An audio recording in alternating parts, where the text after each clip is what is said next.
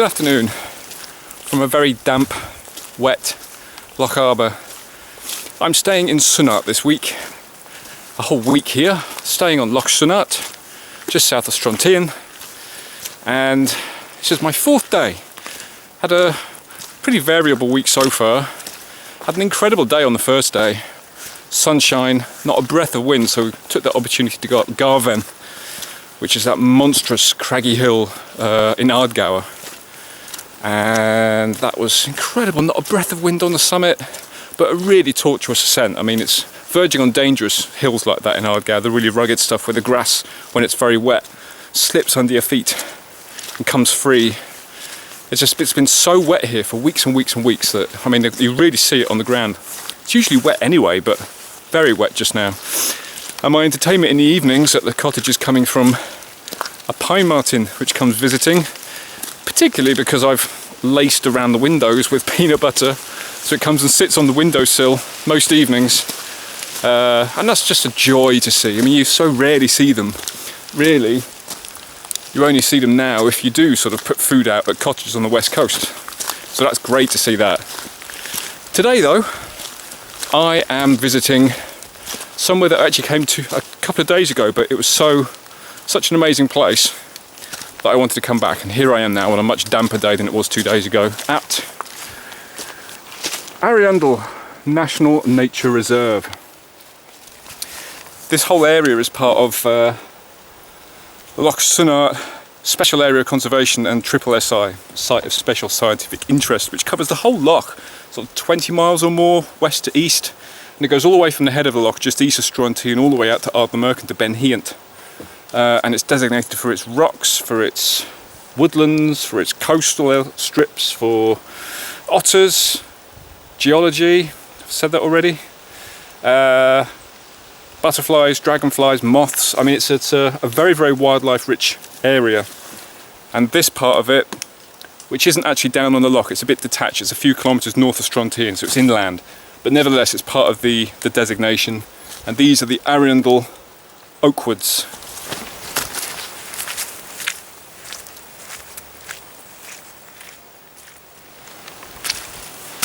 As you might expect, it being a national nature reserve, it's quite a special place. It's part of Scotland's temperate rainforest, and it's something I've covered before when I went to visit Tainish in Knapdale, which is also a national nature reserve and designated for similar reasons. So in a way it's going to be a bit of a rehash of things I might have said before over there down at Tainish, but there's a few other things specific to this site which are worth mentioning and telling you about. Temperate means moderate rainforest, and very fittingly it is fair bucketing it down today. So it feels, much as it would be lovely to have a nice dry day to film, the fact that it's raining at least does look, sound, and it feels the part. Temperate rainforest is found all over the world, but it's found in wet coastal regions.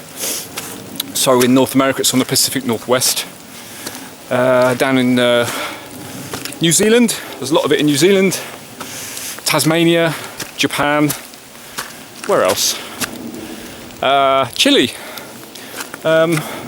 which is why a lot of the trees in Chile have it. There's a new area of Benmore Botanic Gardens in Argyll planted, which is sort of replicating a mountainous Chilean environment, and they do very well because it's very similar climate.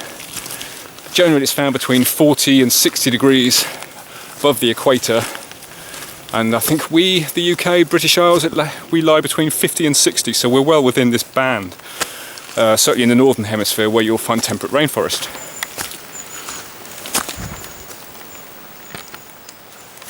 In Europe there's only fragments left really. It sort of stretches from the Iberian Peninsula up through Spain, Portugal, through northwest Europe, Britain, Ireland, into Norway. So there's not much of it left, it's quite scarce, and certainly Scotland has the lion's share of it in the UK. The clue is of course in the name, rainforest. So these are going to be very wet places. Very wet places. Typically here you need to have at least 1,500 millimetres of rain a year.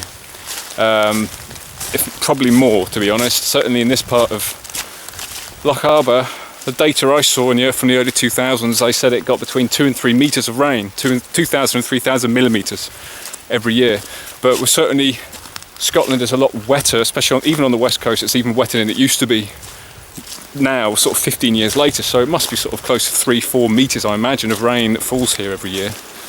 But yes, you have to have 1,500 millimetres of rain, but not just, you can't just have that in, you know, a handful of downpours over the space of a month or so. It needs to be averaged across the whole year. You need to have at least around 2/3 of days as being wet, so that you're maintaining a sort of a very similar climate all year round. It's not sort of having bouts of wetness and then months and months of dryness. That wouldn't leave this looking as it does. You have to have the wetness, and being on the sea, having a very oceanic climate, you're getting all the mist and fog, drizzle like today. So everything's dripping, everything's very wet. And it also needs to be fairly mild. Certainly not cold. It needs to be not getting down to the, you know, below zero all the time, or getting baking hot. It needs to be quite a stable climate, which it tends to be more so at the coast anyway.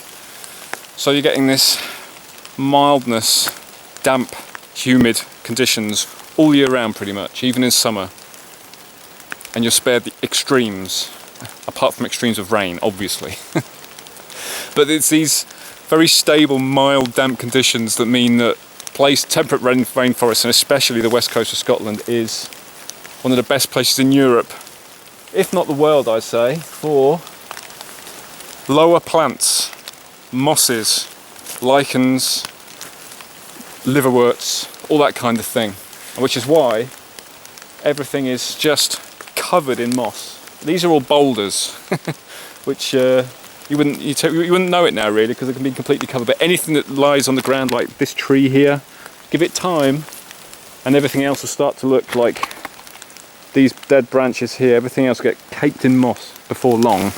These things called lower plants, certainly the ones that we're talking about here, don't have roots and reproduce by using spores. So things, like I say, things like lichens, mosses, and over here, somewhere over here, there's a peculiar thing called lungwort, which is everywhere here. It's on the trees, it's on branches.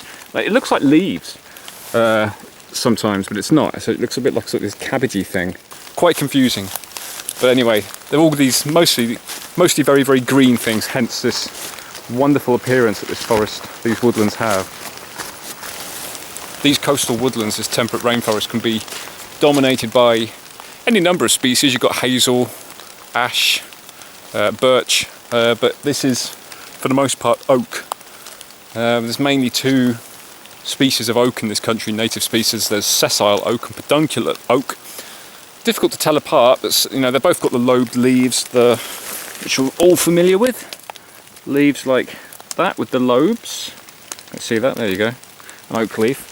But when they've actually got to see acorns on the tree, sessile oak doesn't have any stalks. The acorns aren't attached to the branch by stalks, they're sort of stuck to the branch. Whereas pedunculate is sort of, there's a little stalk that the acorn hangs off. Pedunculate tends to be the sort of the English oak that is the mainstay down south of big sort of broad, big girth, big wide ones, big ancient trees. And in Scotland, you do get both in Scotland, but sessile tends to be sort of in the north and the west, and pedunculate is in the south and the east. And it tends to be sessile here. They're both here on this site, plus I believe hybrids between the two, because they can interbreed. But anyway, the sessile tends to be sort of a taller, more slender tree. It doesn't have the sort of the girth that the pedunculate oak has, in my experience anyway. But it does make for really, really cracking photos. And when I was here 2 days ago, that's pretty much all I did actually. I just wandered around taking photos through all these mossy branches, through the canopy. So these mossy oaks do lend themselves very well to atmospheric photos.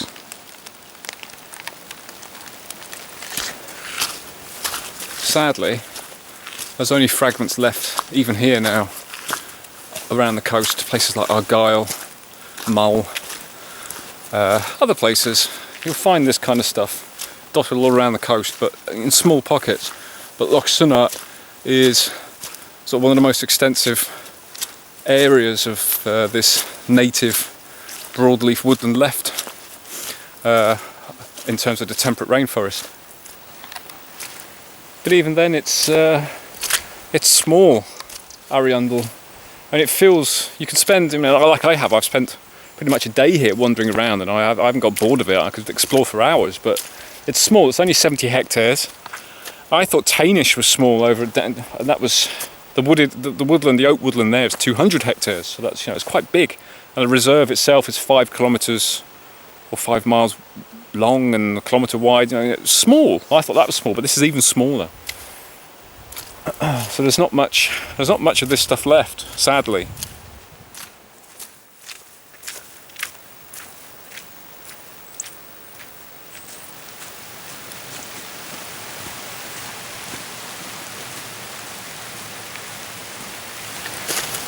Oh my goodness, I'm so wet. I'm soaking. Hope you appreciate it, my suffering.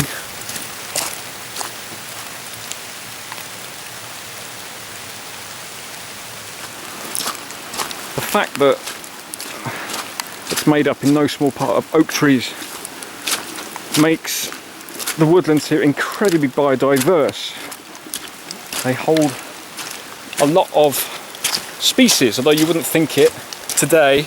I've heard some wrens. I haven't really seen anything. I've seen a couple of moths.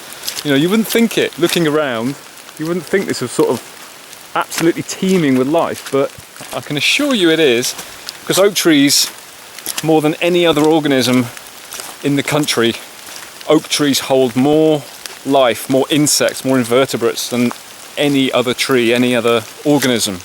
They are just crammed full of stuff. Some trees are just better at doing that. I mean, there tends to be the ones that have actually grown here historically for thousands of years, and and have grown and evolved with other species here, do tend to host more species, things like oak and willow. And when you bring species in like sycamore and beech, they're sort of further afield, or they're from overseas, and they haven't evolved with the species here, and they're not host to as many creatures, not until they get very, very old and mature and big, with lots of nooks and crannies and stuff. But looking around at all the green here, I think it's something like 207 mosses have been found here, 78 lichens, 55 liverworts. I dare say they've probably found more since then. That's quite old data, and they're about 15 years old or so. And then you've got things like the crossbill, the birds here. It's not just the mosses and the lower plants, it's crossbills, wildcat, pine marten, and the checkered skipper butterfly, which is scarce nationally, and this is a refuge for it.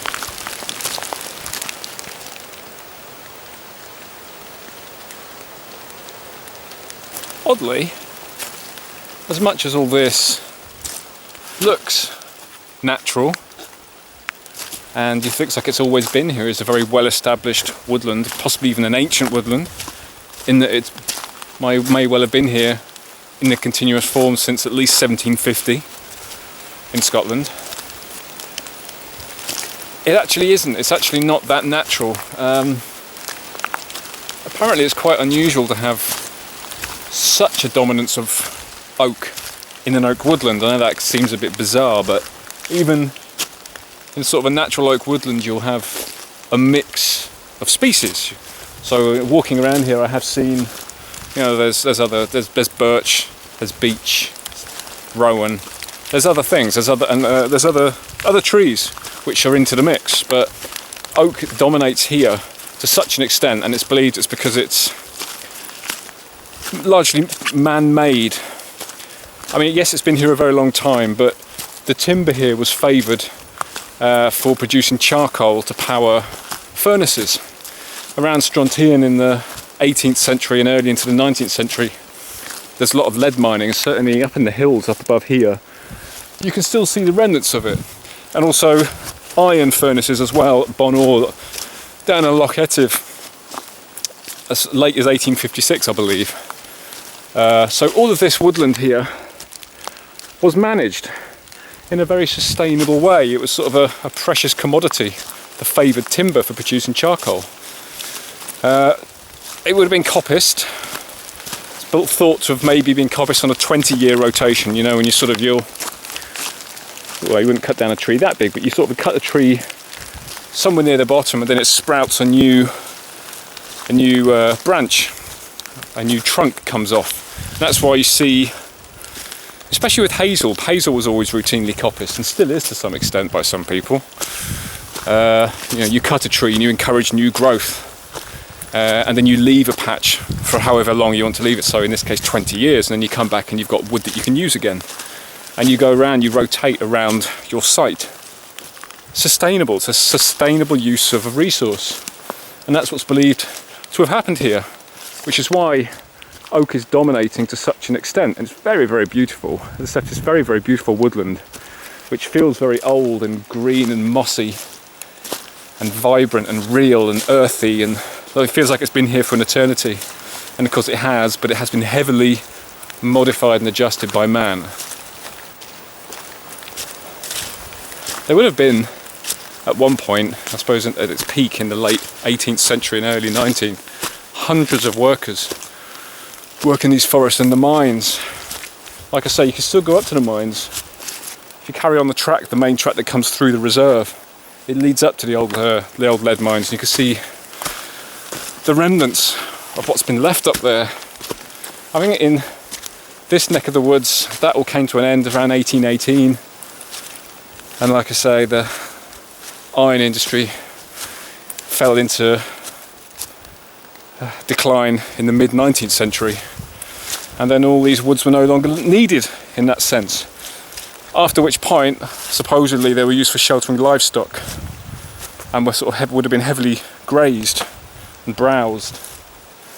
But there's been habitation here by humans to some extent for a very long time, and this, where I'm standing now, this little mound, this prow I've come up to, is believed to be an Iron Age settlement of some description. Whether it would have been this wooded back then, where we're talking sort of a few hundred years BC and then leading up to the Roman times, that was the Iron Age. So there's evidence of habitation here going way back beyond the time of lead mining above Strontian.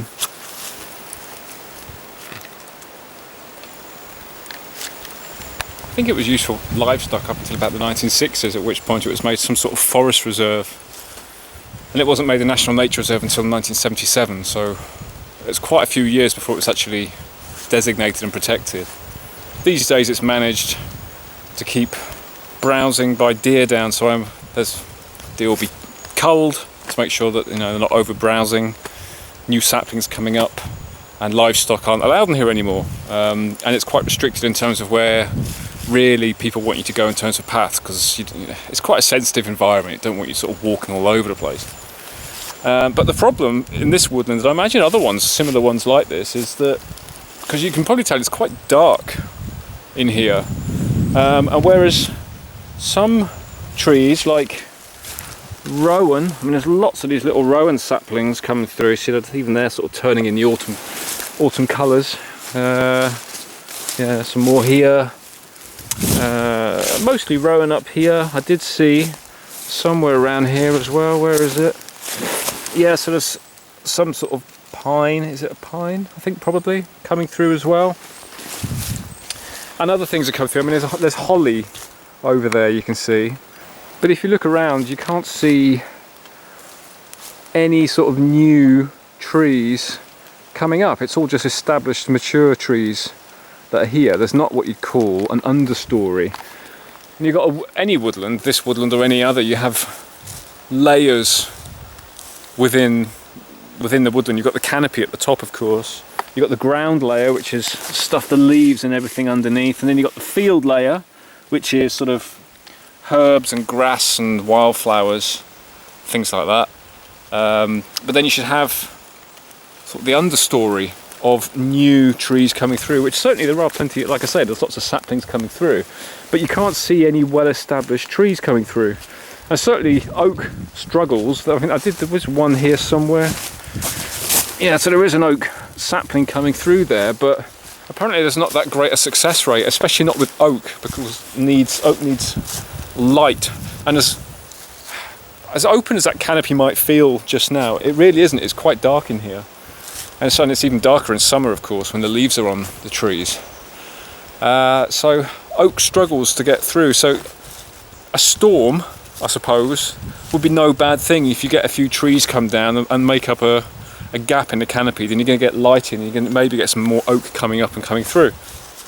None of that is a major headache for somewhere like this, though, where they are sort of expecting it and they are managing it with the expectation that it will develop into a more natural oak woodland where other species are a bit more dominant but not dominating the oak necessarily. So there is space for other species to come through, but I think it is a worry here that regeneration, what it's called, you know, when trees naturally regenerate, when they cast their seeds and grow without us having to plant them. Usually, and elsewhere in Scotland, if you're having problems with trees regenerating, it's usually because it's overbrowsed by the enormous deer population. But studies here that I read the other day sort of saying that while there is some browsing going on by deer, it's not having a completely, it's not hindering growth completely, so there's something else going on, and I think maybe it's light levels. So it's interesting that even, you know, somewhere like this, a very old, well-established woodland, needs managing, probably precisely because it has been tampered with by man in the past, I imagine.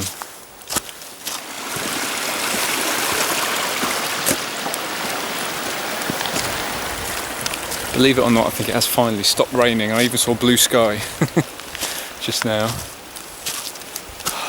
I mean, it's quite sheltered in here anyway, although I am sopping wet.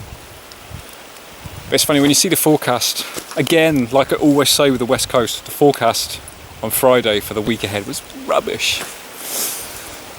But there's always something to do, you know, as long as it's not a raging gale where being in a woodland or a forest is quite a dangerous thing to do. There's always something you can do. And on a sopping wet day like this, it's actually a really nice place to come to. Like I say, when I was here 2 days ago, it was dry and it was atmospheric, but I was kind of hoped that when I came back it was going to be damp, because like I said, these are rainforests and you get that sense of the place dripping with moisture and moss when it's raining. So it's worked out quite well. And I haven't seen anyone. I've been here all day milling about, and it's not a very big site, but I haven't seen anyone apart from that, which someone has clearly put that there, haven't they? I'm assuming that's definitely been torn out, but actually someone's done that. You can see how far in that goes, this carpet of moss that's on everything, this amazing spongy stuff. It's amazing. It'd be really, really comfy to lie down on, I suspect, if it wasn't so sopping wet. But yeah, someone's definitely made eyes and a mouth, I'm guessing. If that's naturally occurring, then that leads me to believe in forest sprites and things like that.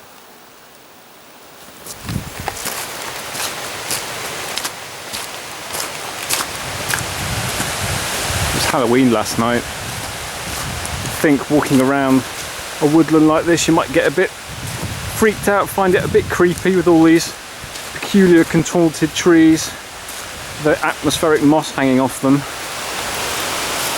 But actually, it feels quite friendly in the way that Scots pine woodlands do, the Caledonian woodlands out east and the Cairngorms do. By all rights, it should feel quite creepy because it is a weird atmospheric place. But I think it's just maybe natural ancient woodland. Doesn't matter what type it is, it just has a nice, safe, comforting feel about it for some reason. It's a nice place to come and spend your time, and it's well worth coming to the coast and not always heading for the hills. certainly making the best of a dreich day like this and heading down to the coast and go and explore some of these woodlands. Heading straight ahead is a track that leads up to the mines, and that's where I've come from, but taking these posts, once you've been through the woodland, is actually a nice way to get back to the car park, actually, is to come down through this very, very wet, very beautiful birch woodland, out of the reserve and over the river, which takes you back to the car park. Everything's turning now, such beautiful colours. Now we're just into November. Most things have gone over, but there's still quite a few, certainly the oak, which is usually one of the last trees to turn. But you can see all the bog myrtle.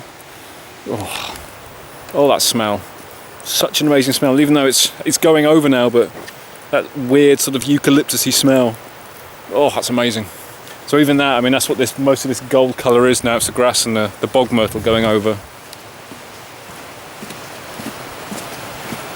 It's a really beautiful time of year in this neck of the woods. I was down on Loch Sunart on a very calm morning just a few days ago, and it's one of my favourite things to do, actually, is sort of taking photos of very, very still lochs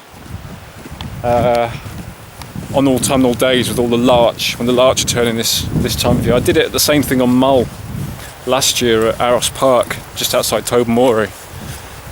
Autumn, find a very, very calm loch and get your autumn colours reflected. Beautiful. Here's hoping though that, lovely as autumn is, we could do with some cold. Just yesterday there was snow on the Cairngorms, a dusting. Usually by this time we've had something a bit more significant than that, but it has been such a mild couple of months. Very mild nights, above average temperatures again. And we're all just holding on, really, waiting for high pressure. There's been precious little of it this year, so far, well, this season anyway. We're all crossing our fingers, I think, hoping for something that actually feels like a winter this year. I always think boardwalks are amazing things. I love this, coming through birch scrub like this. Really atmospheric. I do love a birch woodland. The boggy, I mean, this is really boggy. A boggy birch woodland, which is why the boardwalk's here, of course. Anyway, this is me just emerging from the nature reserve now. This takes back to the river, and then there's a path that goes along the river all the way back to the car park. So, time to get a shifty on and try and beat the rain, because I can feel it on my face again before the next lot comes through. Time to head back.